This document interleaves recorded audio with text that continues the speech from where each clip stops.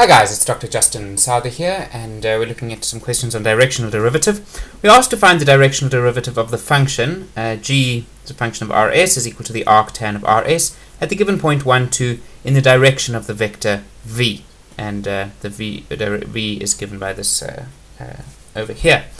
Now, we're looking for the directional derivative in the direction of v. Now, the first thing you'll notice is that v is not a unit vector, and to use our very useful theorem, we need v to be a unit vector. So we're going to go ahead in a moment and convert v into a unit vector. I'll use the v hat notation there.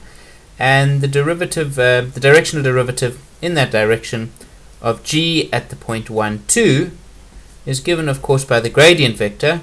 So del of g, or nabla of g, at the point 1, 2, that's a vector, and we're going to dot product that with the directional unit vector v hat. So we need to work out these two pieces over here. So let's start with v hat. Well, first of all, v above, is the vector v is equal to, well, 5 times I gives us a 5 in the first position, and 10 times j gives us a 10 in the second position. So that's our vector v. We want to turn that into a unit vector, so we need to divide it by its norm, the magnitude. So we want the magnitude of v bar, and that's simply equal to the square root of 5 squared plus 10 squared, so 5 squared is 25, plus 10 squared is 100.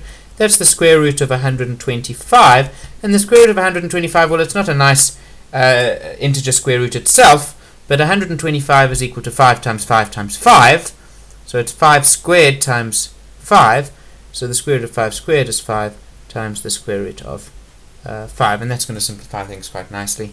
You'll see in a moment. So now we've got the unit vector, of course, is just equal to the vector divided by its magnitude.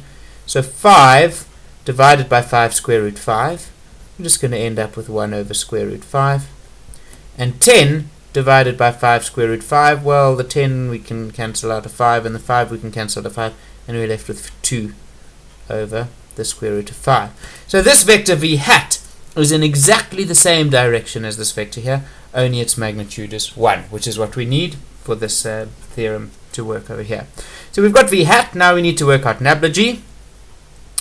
Well, first we do that just at the random point. Now g is a function of rs at any point rs, and that is equal to, as you know, it's a vector where the first entry is the derivative with respect to r, and the second entry is the derivative with respect to s. So we need to go and find the derivative of g with respect to r. Well, g is the function arctan of rs, so we're going to differentiate the outer function, which is arctan, and that differentiates to 1 over 1 plus the square of the argument, and in this case the argument is rs. So it's 1 over 1 plus rs squared, multiplied by the derivative of the inner function. With respect to r, we treat s as a constant, so that's simply going to be multiplied by s. So I'm just going to put an s there in the numerator. And if we differentiate this now with respect to s to get our second entry, well, if you do the derivative, you'll see that that's now r over 1 plus rs squared. Now that's the general gradient vector. We want the gradient vector at the point 1, 2. So we just simply substitute 1, 2 into that, and we get nabla g at 1, 2 is equal to, substitute 2 for s, we get 2 over 1 plus 1 times 2 is 2, squared is 4, so 4 plus 1 is 5, and here we get r is 1, so substituting 1 over again 1 plus 2 squared gives us 5. There, r is 1. So our gradient vector at the point 1, 2 is 2/5, 1/5. And now we've got all the pieces that we need to substitute in here. So this is equal to, well, del of g at 1, 2 is 2/5, 1/5. And we dot product that with our unit vector, unit directional vector, that's 1 over square root 5, 2 over square root 5. It's a dot product, so we simply multiply the first two and add the multiplication of the second two. So 2 over 5 times 1 over root 5 is 2 over 5 root 5. Plus, now we've got 1 over 5 times 2 over root 5, and that also gives us 2 over 5 root 5.